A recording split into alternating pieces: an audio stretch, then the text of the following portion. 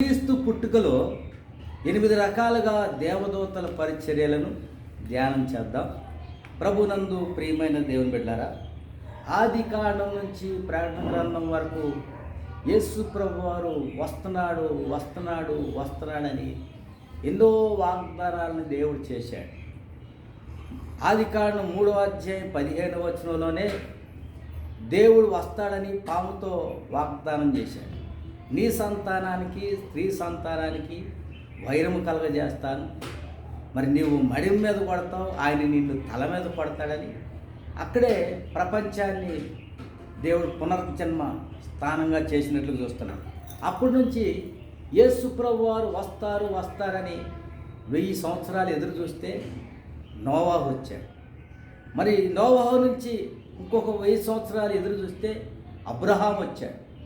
Abraham నుంచి దావీదు వరకు 14 తరాలు, దావీదు నుంచి యూదులు బబులోనుకు కొనిపోబడే దినం వరకు 14 తరాలు, యూదులు బబులోనుకు కొనిపోబడే దినం నుంచి యేసు ప్రభు వారి వరకు 14 తరాలు, సుమారు 3600 సంవత్సరాలు. తర్వాత ఒక 400 సంవత్సరాలు, 4000 సంవత్సరాల్లో 400 సంవత్సరాలు మరి ఈ వైట్ పేపర్ ఖాళీగా ఉన్నట్లు చూస్తున్నాం. దేవుడు మరి ఆ 4000 సంవత్సరాల తర్వాత యేసు ప్రభు వారు ఈ భూమి మీదకి వస్తాడని ఎంతోమంది ఎదురు చూశారు. ఎక్కడ వస్తాడు? యాకోబులో నక్షత్రం ఉదయించడని బిలాంతో చెప్పాడు. నాలాంటి ప్రవక్త ఒక ఆయన వస్తాడని మోషే చెప్పాడు. ఈ విధంగా చూస్తే యెషయా అన్నాడు, ఏలయనగా మనకు శిశువు పుట్టెను. యేసు ప్రభు వారు రాకముందు 700 సంవత్సరాల క్రితమే మనకు శిశువు పుట్టెను, మనకు కుమారుడు అనుగ్రహింపబడెను, ఆయన భుజం మీద రాజ్యభారం ఉండెను, ఆయన ఆశ్చర్యకరుడు, ఆలోచనకర్త, బలవంతుడైన దేవుడు, నిత్యుడగు తండ్రి, సమాధానకర్త అని, అధిపతి అని పేరు పెట్టబడినని యెషయా ప్రవచించాడు, ఇర్మియా ప్రవచించాడు, దానియేలు కూడా ప్రవచించాడు. ఆకాశం నుండి చేతి సహాయం లేని రాయి వచ్చి మరి బబులోను సామ్రాజ్యాన్ని, ఆ యొక్క మాదియా పారసిక సామ్రాజ్యాన్ని, రోమా సామ్రాజ్యాన్ని, మరి ఆ యొక్క ప్రజాపాలన గ్రీకు సామ్రాజ్యాన్ని, ఈ సామ్రాజ్యాలన్నీ కూడా మరి తుత్తునీయులుగా చేస్తుందని, చేతి సహాయం లేని రాయి ఈ యొక్క ప్రపంచమంతా ఏళ్తుందని దానియేలుతో చెప్పాడు. ఈ విధంగా ఎక్కడ పుడతాడని మేకాని అడిగితే 5వ అధ్యాయం 6వ వచనంలో, యోధా దేశపు బెత్లెహేమ, యోధా ప్రధానులు, ఎంత మాత్రము నీవు అల్పమైన దానివి కావు, ఇశ్రాయేలును నా ప్రజలను పరిపాలించు అధిపతి నీలో నుండి వస్తాడని, ఆయన బెత్లెహేములో పుడతాడని దేవుడు వాగ్దానం చేశాడు. మరి ఇంకా ప్రభునందు యోధా ఇశ్రాయేలును నా ప్రజలను పరిపాలించు అధిపతి నీలో నుండి వస్తాడని మరి దేవుడు యోధాదేశపు, యోధా అంటే స్తుతి, మరి చేతిలో నుండి ప్రార్థన ప్రారంభమైంది ఆది కాండంలో. ఇక్కడ స్తుతిలో నుండి యేసు ప్రభు వారు అంటే పాత నిబంధన అంతా ప్రార్థన, బలిపీఠాలు కట్టారు, ప్రార్థన. క్రొత్త నిబంధన అంతా దేవుని స్తుతి. ఈ విధంగా మరి స్తుతిలో నుంచి వస్తాడని, యోధాలో నుండి వస్తాడని దేవుడు వాగ్దానం చేసిన విధంగా యేసు ప్రభు వారు మరి తన ప్రజలను పాపముల నుండి విడిపించడానికి, నశించిన దానిని వెతికి రక్షించడానికి, పాపులను రక్షించడానికి ఈ లోకానికి వచ్చినట్లుగా చూస్తున్నాం. ఆయన వచ్చే ముందు మరి 8 రకాల దేవదూతలు ఈ భూమి మీద పరిచర్య చేసినట్లుగా చూస్తున్నాం. మొదటి దేవుని యొక్క దూత మొదటగా లోకా సువార్త 1వ అధ్యాయంలో 6వ వచనంలో చూస్తే, మరి వీరిద్దరూ ప్రభు యొక్క సకలమైన ఆజ్ఞల చొప్పునను న్యాయ విధుల చొప్పునను నిరపరాధులుగా నడుచుకొనుచు దేవుని దృష్టికి నీతిమంతులై ఉన్నిరి. యోధా దేశంలో మరి హేరోదు రాజైనటువంటి హేరోదు రాజు పరిపాలన చేస్తున్న దినాల్లో అబియా తరగతికి చెందినటువంటి జకరియా అనే ఒక మరి యూదుడు, యాజకుడు, మరి లేవి వంశానికి చెందినటువంటి జకరియా అతని భార్య అహరోను కుమార్తెల్లో ఒకటి, ఆమె పేరు ఎలిజబెత్తు. వీరిద్దరు కూడా ప్రభు యొక్క సకలమైన ఆజ్ఞల చొప్పునను మరి న్యాయ విధుల చొప్పునను నిరపరాధులుగా నడుచుకుంటున్నారు, దేవునితో నడుస్తున్నారు. వారిద్దరూ దేవుని దృష్టికి నీతిమంతులై ఉన్నప్పుడు మరి వారికి ఒక వీక్నెస్ ఉన్నది, ఒక లోపం ఉన్నది. వాళ్ళ భార్య గొడ్రాలు, వారు వయసు నిండిపోయి వృద్ధులైపోయారు. అలాంటి సమయంలో దేవుడు విడిచిపెట్టలేదు. నీతిమంతులను ఆయన విడగపోడు, ఆయన జ్ఞాపకము చేసుకొనకపోడు. దావీదు అన్నాడు, నేను చిన్నవాడనై ఉన్నాను, ఇప్పుడు వృద్ధాప్యంలో ఉన్నాను, మరి వృద్ధుడని అయిపోయాను. నీతిమంతుడు విడవబడుట కానీ వారి సంతానం భిక్షమెత్తుట కానీ నేను చూచి ఉండలేదు. నమ్మదగిన దేవుణ్ణి ఆజ్ఞల చొప్పున నడుచుకున్నారు, న్యాయ విధుల చొప్పున నడుచుకున్నారు. మరి దేవుని దృష్టికి నిరపరాధులుగా ఉన్నారు.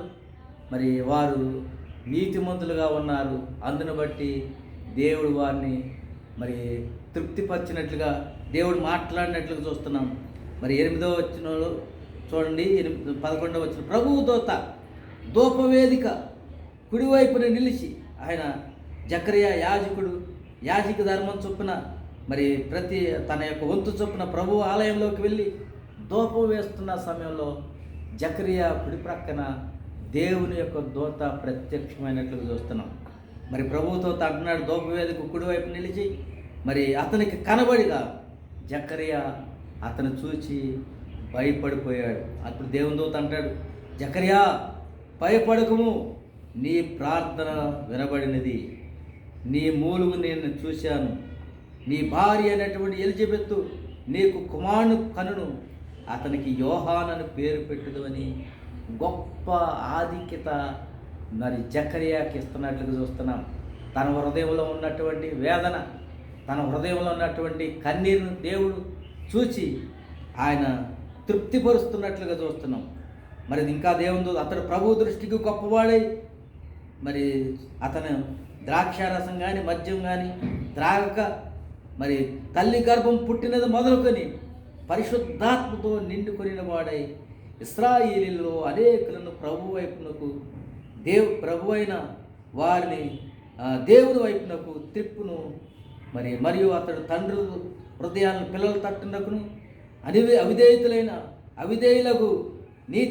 అవిధేయులైన నీతిమంతుల జ్ఞానమును అనుసరించుటకు త్రిప్పి ప్రభువు కొరకు ఆయత్తపడి ఉన్నటువంటి ప్రజలను సిద్ధపరచడానికి ఏలియా యొక్క ఆత్మయు శక్తియు గలవాడే ఆయనకు దేవునికి ముందుగా నడిచి వెళ్ళిన కాబట్టి మరి నీకు సంతోషమును మహా ఆనందమును కలుగును, అనేకులు అతడు పుట్టినందువల్ల సంతోషపడతారని చెప్పినప్పుడు మరి జకరియా అన్నాడు, మరి ఇది ఎలా నాకు తెలియను, నేను ముసలివాడను, నా భార్యయు బహుకాలము మరి గడిచినదని ముసలివైపోయిందని దూతతో చెప్పగా దేవుని దూత అన్నాడు, నేను ఎవరిని అనుకున్నావు?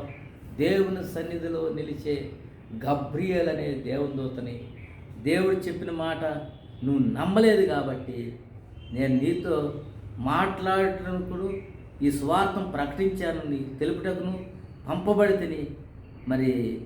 మరియు నా మాటలను వాటి కాలమందు నెరవేరును, నీవు వాటిని నమ్మలేదు కాబట్టి ఈ సంగతులను మరి జరిగే వరకు కూడా నీవు మాట్లాడక మౌనీయమై ఉందినని అతనితో చెప్పినప్పుడు ఆ విధంగా జరిగినట్లుగా చూస్తున్నాం. కాబట్టి ప్రభువునందు ప్రియమైన దేవుని బిడ్డలారా, ప్రభు యొక్క దూత ఆ విధంగా మరి యేసు ప్రభు వారి యొక్క రాకముందుపై 6 నెలల ముందుగానే మరి ఆ యొక్క జకరియా భార్య అయినటువంటి ఎలిజబెత్ గర్భం ధరించినట్లుగా చూస్తున్నాం.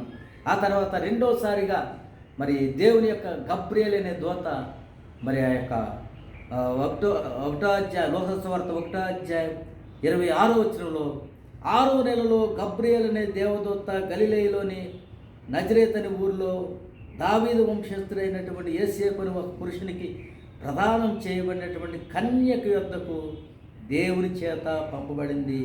ఆ కన్యక పేరు మరియా. ఆ దూత లోపలి మరి యొక్క ఇంటిలోనికి వచ్చి మరి ఆమెను చూసి, దయాప్రాప్తురాల, నీకు శుభము, ప్రభువు నీకు తోడై ఉన్నాడని చెప్పగా ఆమె కూడా ఆ మాటకు బహుగా తొందరపడి ఆ శుభవచనం ఏమిటో అని ఆలోచించుకునిచుండగా దూత అన్నాడు, మరియా భయపడకము, దేవుని వలన కృప పొందితివి. ఇదిగో నీవు గర్భము ధరించి కుమారుని కంటావు, ఆయనకు యేసు అని పేరు పెడతావు. ఇక్కడ గొప్ప విషయాలు ఏంటంటే ఆయన గొప్పవాడు అవుతాడు, సర్వోన్నతుని కుమారుడు అనబడతాడు. ప్రభు అయిన దేవుడు ఆయన తండ్రి అయిన దావీదు రాజ్యంను ఆయనకిస్తాడు. ఆయన యాకోబు వంశస్థులను యుగ యుగములు ఏల్తాడు. ఆయన రాజ్యము అంతము లేని దైవుడును. ప్రభునందు ప్రియమైన దేవుని బిడ్డలారా, యాకోబు వంశస్థులను 12 గోత్రాల వారిని కూడా యుగ యుగాలు ఏల్తాడు. ఆయన రాజ్యం అంతము లేనిదై దానియేలుతో చెప్పబడినటువంటి మరి ఈ మాట కూడా మరి ఆ యొక్క సమయంలో యేసు ప్రభు వారు వచ్చారు కానీ యాకోబు వంశస్థుల నుంచి మరి యోధాల నుండి వచ్చాడు కానీ మరి ఇక్కడ మాత్రం ఏం జరిగిందంటే ఆ యొక్క మరి ఆయన మరియా, అందుకు మరియా నేను పురుషుని ఎరగని దానినే ఇది ఎలాగ జరిగిన నీ దూతతో అనగా దూత అన్నాడు, పరిశుద్ధాత్మ నీ మీదకు వస్తాడు, సర్వోన్నతమని శక్తిని నిన్ను కమ్ముకుంటుంది. కాబట్టి పుట్టబో శిశువు పరిశుద్ధుడై దేవుడు కుమారుడు అనబడతాడు. నీ బంధువురాలైనటువంటి ఎలిజబెత్ కూడా మరి గర్భం ధరించి వృద్ధాప్యమందు దేవుని చేత మరి గర్భం ధరించింది. గొడ్రాలు అనబడినటువంటి ఆమెకి 6వ మాసం అని చెప్పినప్పుడు దేవుడు చెప్పిన ఏ మాట అయినను మరి నిరర్ధకమా కానేరదని దూత మరియతో అన్నప్పుడు అందుకు మరియా, ఇదిగో ప్రభు దాసురాలను, నీ మాట చొప్పున నాకు జరుగునుగా కానీ మరి అన్నట్లుగా చూస్తున్నాం. మరి జకరియా అయితే ఇది ఎలా సాధ్యం అని అనుమానించినందుకు ఆయన నోరు దేవుడు మూసేసాడు. కానీ ఇక్కడైతే మరియా, ఇదిగో ప్రభు దాసురాలను, నీ మాట చొప్పున నాకు జరుగునుగా అన్నాడు. మరి దూత అన్నాడు, దేవుడు చెప్పిన మాట ఆకాశమును భూమిని గతించిపోతాయి కానీ దేవుడి మాట మరి ఎన్నడూ గతించవు. ఆకాశం గతించిపోద్ది, భూమి గతించిపోద్ది, దేవుడి మాటలు మాత్రం గతించబోవు. ఇక్కడ దేవుడు అన్నాడు, దేవుడు చెప్పిన మాట ఏ మాట అయినను మరి నిరర్ధకము కానేరదు అన్నందుకు యేసు ప్రభు వారు ఈ యొక్క భూమి మీదకి వచ్చినట్లుగా చూస్తున్నాం. కాబట్టి మరి ఆ విధంగా యేసు ప్రభు వారిని మరి గర్భం ధరించినట్లుగా చూస్తున్నాం. మరి ఆ యొక్క కొన్ని నెలలు మరి ఆయన యొక్క ఎలిజబెత్కు తన బంధువురాలైనటువంటి ఎలిజబెత్ అరణ్యంలో ఉన్నటువంటి ఇంటికి వెళ్ళినట్లుగా మరి చూస్తున్నాం. 5 నెలల వరకు ఆమె ఆ ప్రాంతంలో ఉన్నట్టుగా చూస్తున్నాం. ఆ తర్వాత 3వసారి మరి తన యొక్క భర్త అయినటువంటి ప్రదానం చేయబడినటువంటి యోసేపుతో దేవుడు కనిపించినట్లుగా చూస్తున్నాం. దేవుని దూత 1వ అధ్యాయము 20వ వచనంలో ఆయన నీతిమంతుడు కాబట్టి తనకు ప్రదానం చేయబడినటువంటి మరియా ఏ విధంగా గర్భవతి అయిందని మరి అతను నీతిమంతుడు కాబట్టి మరి అవమానపరచనొలక రహస్యముగా ఆమెను విడిచిపెడదామని ఆలోచించుకొని సమయంలో ఆ సమయంలో దేవుని యొక్క దూత, ఇదిగో ప్రభు దూత స్వప్నమందు అతనికి ప్రత్యక్షమై, దావీదు కుమారుడు అయిన యోసేపు, నీ భార్య అయిన మరియను చేర్చుకునేటకు భయపడకము, ఆమె ఒక కుమారునికను తన ప్రజలను వారి పాపం నుండి ఆయనే రక్షించిన కనుక ఆయనకి యేసు అని పేరు పెట్టుదు అని చెప్పినట్లుగా చూస్తున్నాం. అప్పుడు ఆయన తన భార్యను చేర్చుకొని మరి ఆ కుమారుడు ఆ యొక్క జన్మించే వరకు కూడా మరి ఆమెను ఎరగకుండా మరి ఆమెని రక్షణ కల్పించినట్లుగా దేవుడిచ్చినటువంటి ఆయనకి ఇచ్చినటువంటి బాధ్యత ఆయన చేసినట్లుగా చూస్తున్నాం.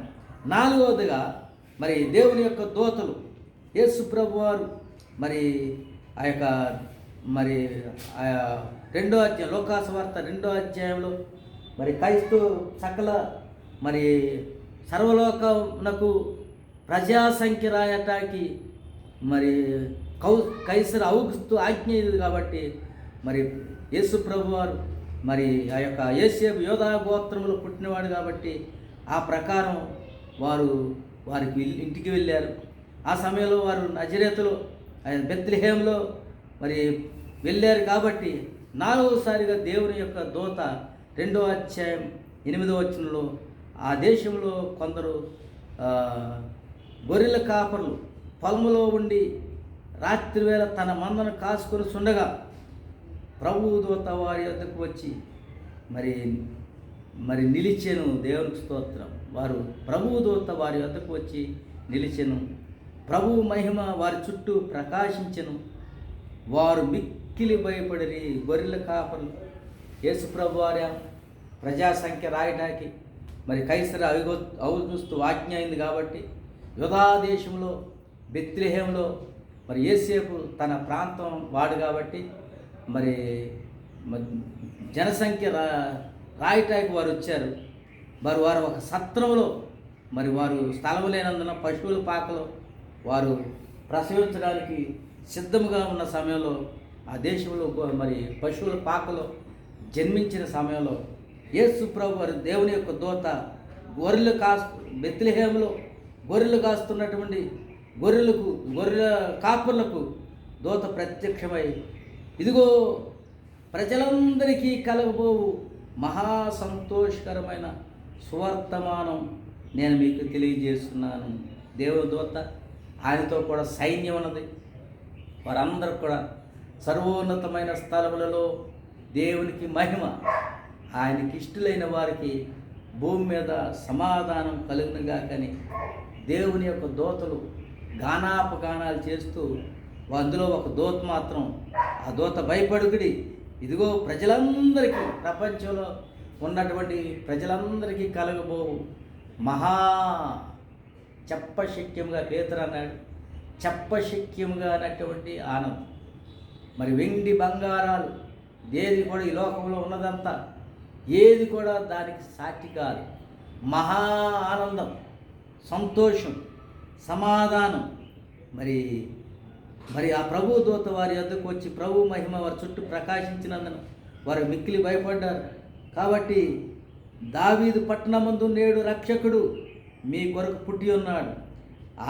ఈయన ప్రభు అయిన క్రీస్తు, దానికి ఇదే మీ కానవాలు.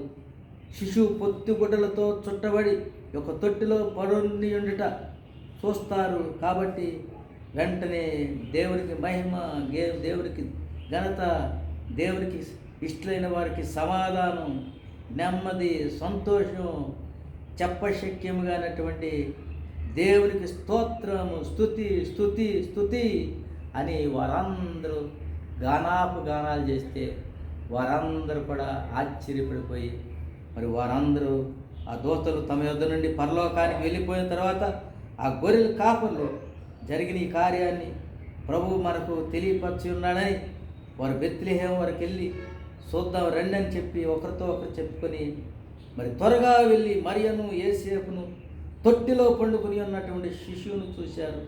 వారు చూసి ఆ శిశువుని గురించి తమతో చెప్పబడినటువంటి దేవుని దూతలు ఏదైతే చెప్పారో, గొర్రెల కాపు తమతో చెప్పినటువంటి సంగతులన్నీ కూర్చి మరి విన్న వారందరికీ మిక్కిలి ఆశ్చర్యం కలిగినట్లుగా తల్లి అనేటువంటి మరియ మరి ఆ సంగతి అంతా కూడా తన హృదయంలో మరి ఉంచుకున్నట్లుగా చూస్తున్నాం. కాబట్టి ప్రభునందు ప్రియమైన దేవుని బిడ్డలారా, మొట్టమొదటిగా జకర్యాకి దేవుని దూత కనిపించాడు. రెండవదిగా మరియతో దేవుని దూత కనిపించాడు. మూడవదిగా యేసేపుతో కనిపించాడు. నాలుగవదిగా గొర్రెల కాపరులతో కనిపించాడు. ఐదవదిగా మరి ప్రభునందు ప్రియమైన దేవుని బిడ్డలారా, మరి ఎవరికి కనిపించాడంటే మరి జ్ఞానులు, వారు బంగారం, సాంబ్రాణి, బోలం కనుకొని ఒక్కొక్క ప్రాంతం నుంచి మరి షేతు, హాము, యాపేతు ఇక మరి తెగల్లో నుంచి కొన్ని దేశాల నుంచి వారికి ఉన్నటువంటి సంపద, ఒకరు బంగారం, జ్ఞానులు. ఎందుకు వారు ఎందుకు ప్రయాణమయ్యారంటే వారు తూర్పు దేశాలను ఒక నక్షత్రం పుట్టినట్లుగా చూస్తున్నాం. వారందరూ తూర్పు దేశం నక్షత్రం మరి చూసి వారి ముగ్గురు కూడా జ్ఞానులు. ఆ నక్షత్రం కదిలే నక్షత్రం, ఆ కదులుతున్నటువంటి నక్షత్రాలు నడిపిస్తుంది ఆ జ్ఞానులు. ఒక జ్ఞానం బంగారం తీసుకున్నాడు, మరి ఇంకో జ్ఞానం బోలం, మరి ఈ విధంగా మూడవ జ్ఞాని సాంబరాన్ని కొన్ని దేశాల నుంచి వారు ప్రయాణమై బహుదూర ప్రాంతం నుండి యోధా దేశము వచ్చినట్లు చూస్తున్నారు. కాబట్టి ఆ యొక్క నక్షత్రం ఆ శిశువు ఉన్న చోటికి మరి మీదుగా వచ్చి నిలుసు వరకు వారికి ముందుగా నడిపించిన వారు ఆ రాజు వారు ఇదిగో తూర్పు దేశం, వారందరూ తూర్పు దేశం నుంచి వచ్చినట్లు చూస్తున్నాం. వారందరూ ముగ్గురు జ్ఞానులు కూడా తూర్పు దేశం నుండి వచ్చి మరి వారు నక్షత్రాన్ని చూసి వచ్చారు. అప్పుడు ఆ నక్షత్రాన్ని చూసి అత్యానందభరితులై మరియు నిల్చున్నట్టు ఆ నక్షత్రం చూసి ఒక చోట ఆగిపోయింది. తల్లి అయినటువంటి మరియను ఆ శిశువును చూసి ఆ ఇంటిలోనికి వచ్చి తల్లి అయిన మరియను శిశువును చూసి సాగిలపడి ఆయనను పూజించి తమ పెట్టెలు విప్పి బంగారం సాంబ్రాణి బోలాన్ని కానుకలుగా అర్పించినట్లుగా చూస్తున్నాం. ప్రభునందు ప్రియమైన దేవుని బిడ్డలారా, ఈ విధంగా మరి వారు 5వసారి జ్ఞానులకు కనిపించినట్టుగా చూస్తున్నాం. మరి 5వసారి తర్వాత హేరోదు నద్దకు వెళ్ళవద్దని స్వప్నమందు దేవుని చేత బోధింపబడిన వారై వారు మరి యొక్క మార్గమున తమ దేశానికి వెళ్ళినట్లుగా చూస్తున్నాం. హేరోదు రాజు మీరు చూసి రండి, నేను కూడా చూసి ఆరాధిస్తానని మరి జ్ఞానులతో చెప్పినప్పుడు మరి ఆ యొక్క రాజు యొక్క మనసులో ఉన్నటువంటి ఆలోచన ఎరిగిన దేవుడు 2 సంవత్సరాల్లోపు మరి పిల్లలందరినీ చంపడానికి రాజు నిశ్చయించుకున్నాడని ఎరిగి ఆ యొక్క యేసు ప్రభు వారు కూడా ఉన్నారు. కాబట్టి మరి ఆ దేవుని యొక్క దూత చెప్పాడు, హేరోదు యొద్దకు వెళ్ళవద్దని స్వప్నమందు దేవుని చేత బోధింపబడిన వారై వారు మరి యొక్క మార్గాన్ని మీరు వెళ్ళండి అని హేరోదుకి మరి దేశానికి వెళ్ళకుండా వారు మరి వారి ప్రాంతాలకి వెళ్ళిపోయినట్లుగా దేవుడు చూశాడు. కాబట్టి ఆరో యొక్క మరి దేవుని యొక్క దూతల పరిచర్య ఏంటంటే, ఎప్పుడైతే మరి రాజు అయినటువంటి వారు వెళ్ళిపోయారు, మోసం చేశారని గ్రహించినటువంటి హేరోదు 2 సంవత్సరాల్లోపు పిల్లలందరినీ మరి చంపివేయడానికి మోషే కాలంలో ఏ విధంగా మరి అక్కడ ఉన్నటువంటి ఐగుప్తు రాజు అయినటువంటి ఫరో ఏ విధంగా 2 సంవత్సరాల్లో పిల్లలందరినీ మరి చంపివేస్తున్నాడో, ఇక్కడ కూడా పాత నిబంధనలో జరిగిన విధంగానే క్రొత్త నిబంధనలో కూడా మరి అప్పుడు మోషే చనిపోవాల్సింది. ఇప్పుడైతే ఇక యేసు ప్రభు వారు కూడా ఆ 2 సంవత్సరాల్లో పిల్లల్లో మరి చంపివేయడానికి హేరోదు ఇప్పుడైతే నిర్ణయం తీసుకున్నాడో, అక్కడ మోషేని దేవుడు జ్ఞాపకం చేసుకుని మరి తప్పించినట్లుగా చూస్తున్నాం. ఆ యొక్క 2 సంవత్సరాల్లో పిల్లలందరినీ మరి చంపివేసినప్పుడు దేవుడు మరి ఆయన మరి ఆ యొక్క ఫరో యొక్క కుమార్తెని మరి వారింట్లోనే దేవుడు దాచించినట్లు చూస్తున్నాం. ఇక్కడైతే హేరోదు ఎప్పుడైతే చంపాలని నిర్ణయించుకున్నాడో, దేవుని యొక్క దూత మరి యోసేపునకు ప్రత్యక్షమై లోకాసు వార్త 2వ అధ్యాయం 13వ వచనంలో వారు వెళ్ళిన తర్వాత, జ్ఞానులు వెళ్ళిన తర్వాత, ఇదిగో ప్రభువు దూత స్వప్నమందు యోసేపునకు ప్రత్యక్షమై హేరోదు ఆ శిశువును సంహరింపవల్లని ఆయనను వెతకపోతున్నాడు కనుక నీవు లేచి ఆ శిశువును ఆయన తల్లిని వెంట పెట్టుకొని ఐగుప్తునకు పారిపోయి నేను నీతో తెలియజెప్పు వరకు అక్కడనే ఉండుడని అతనితో చెప్పాను. మోషే విషయంలో మరి ఏ విధంగా ఫరో ఆ ఐగుప్తులో ఉన్నటువంటి 2 సంవత్సరాల పిల్లలందరినీ మరి హతమార్చడానికి సిద్ధమయ్యాడో, ఇక్కడ కూడా మరి ఐగుప్తులు ఏ స్థానంలో మోషేని చంపాలని చూశాడో చంపివేశారు. మరి యొక్క మోషే 2 సంవత్సరాల్లో పిల్లలందరినీ చంపడానికి అదే ఐగుప్తులో యేసు ప్రభు వారికి కూడా ఆశ్రయం దొరికినట్లు చూస్తున్నాం.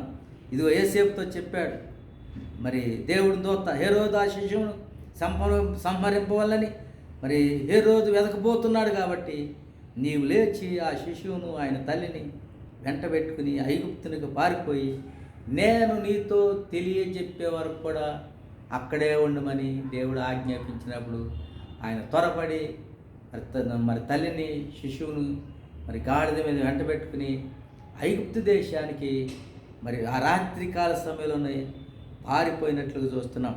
కాబట్టి ప్రభునందు ఆ తర్వాత హేరోదు మరి 2 సంవత్సరాల పిల్లలందరినీ మరి ఆగ్రహం తెచ్చుకొని జ్ఞానులు తన్ను అపహసించారని ఏ రోజు గ్రహించి బహు ఆగ్రహం తెచ్చుకొని తాను జ్ఞానుల వలన మరి వివరముగా తెలుసుకునే కాలమును బట్టి బెత్లెహేములోను వారి సకల ప్రాంతంలోను 2 సంవత్సరాలు మొదలుకొని తక్కువ వయసు గల మగపిల్లలందరినీ మరి వధించెను.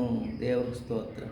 ప్రభునందు ప్రియమైన దేవుని బిడ్డలారా, యోసేపు మరి యొక్క మోషే విషయంలో ఏ విధంగా జరిగిందో పాత నిబంధనటువంటి మరి పాత నిబంధనలో ముఖ్యమైనటువంటి మోషే విషయంలో ఏ విధంగా జరిగిందో క్రొత్త నిబంధనలో యేసు ప్రభు వారి విషయంలో కూడా 2 సంవత్సరాల లోపు పిల్లలందరినీ మరి హేరోదు వధించినట్లుగా చూస్తున్నాం. కాబట్టి ఆ తర్వాత మరి యోసేపు మరి యేసు ప్రభు వారు మరియా వీరిద్దరు కూడా ఐగుప్తులోనే ఉన్నారు. మరి ఏడవసారిగా దేవుని దూత యోసేపునకు ప్రత్యక్షమై 19వ వచనంలో హేరోదు చనిపోయిన తర్వాత ఇదిగో ప్రభువు దూత ఐగుప్తులో యోసేపునకు స్వప్నమందు ప్రత్యక్షమై నీవు లేచి శిశువును తల్లిని తోడుకొని ఇశ్రాయేలు దేశానికి వెళ్ళవు. శిశువు ప్రాణం సుండిన వారు చనిపోయిరని చెప్పిన దేవుని స్తోత్రం. అప్పుడు అతడు లేచి శిశువును తల్లిని తోడుకుని ఇశ్రాయేలు దేశానికి వచ్చినట్లు చూస్తున్నాం. ఆ విధంగా ఆర్కెలై తన తండ్రి అయిన హేరోదు ప్రతిగా మరి యూదా దేశానికి వెళుతున్నాడని విని అక్కడికి వెళ్ళక వెరచి మరి స్వప్నమందు ప్రభునందు ప్రియమని దేవుని బిడ్డలారా, ఎట్లయితే మళ్ళా ఐగుప్తు దేశం నుంచి దేవుడు చెప్పినట్లుగా మళ్ళా మరి యొక్క ఇశ్రాయేలు దేశానికి వచ్చినట్లుగా చూస్తున్నాం. ఎప్పుడైతే ఇశ్రాయేలు దేశానికి వచ్చాడో తన గ్రామం అయినటువంటి బెత్లెహేము వెళ్ళక మరి తన గ్రామంలో హేరోదు కుమారుడైనటువంటి ఆర్కెలై ప్రభుత్వం చేస్తున్నాడని ఎరిగి మరలా అక్కడ కూడా దేవుడు స్వప్నమందు ప్రత్యక్షమై మరి నీకు అంత భయపడితే నీవు బెత్లెహేమే కాదు మరి నజరేతుకు వెళ్ళమని నజరేతుకు వెళ్ళి కాపురముడినట్లుగా చూస్తున్నాం. కాబట్టి యేసు ప్రభు వారు జన్మించింది బెత్లెహేములో, ఆయన పెరిగి పెద్దవాడైంది మరి నజరేతు అనే ఊరికి వచ్చి అక్కడ కాపురం ఉన్నాడు. ఆయన నజరేయుడు అనుభవనని ప్రవక్తలు చెప్పినట్లుగా నెరవేర్చబడింది. కాబట్టి ప్రభువునందు ప్రియమైన దేవుని బిడ్డలారా, ఈ విధంగా దేవుని యొక్క దూతలు మరి క్రీస్తు పుట్టుకలో 8 రకాల దేవుని దూతలు 8 రకాలుగా పరిచర్యలు చేసి దేవుని మహింపరిచారు, దేవుని స్తుతించారు. మరి ఏనోషు మరి షేతు మరి ఏనోషులు యెహోవా నామమున ప్రార్థన చేయటం ప్రారంభమైంది పాత నిబంధనలో. ఇక్కడైతే యోధా దేవుని స్తుతించారు, వారంతా కూడా మరి దేవుని స్తుతించినట్లుగా దేవుని దూతలు స్తోత్రాలు గానాలు చేశారు. అలాగే మరి యొక్క సుమియోన్ అనే భక్తుడు కూడా దేవుని స్తుతించినట్లుగా చూస్తున్నాం. ఎవరైతే యేసు ప్రభువారు ఎవరు హృదయంలో ఉంటారో వారు చెప్పశక్యంగానటువంటి మహిమాయుక్తమైనటువంటి ఆనందం కలిగిన వారై అత్యానందభరితులై వారు ఎంతో దేవుని స్తుతిస్తారు, దేవుని గణపరుస్తారు. కాబట్టి ఆ యొక్క మరి దేవుని యొక్క దూతలు అవి ఏ విధంగా చెప్పారంటే మరి అయితే ఆ దూత మరియా భయపడుకుడి ప్రజలందరికీ కలగబోవు మహాసంతోషకరమైన సువర్తమానము ఆనందం యేసుని కనుగొంటే అత్యానందము. పౌలు అన్నాడు, దానికి పేతురు అన్నాడు చెప్పశక్యము అని. పౌలు అన్నాడు మరి అది మాటలతో వివరించలేము. పేతురు అన్నాడు చెప్పశక్యము కానీ మహిమాయుక్త పరలోక ఆనందం ఈ భూమి మీదే.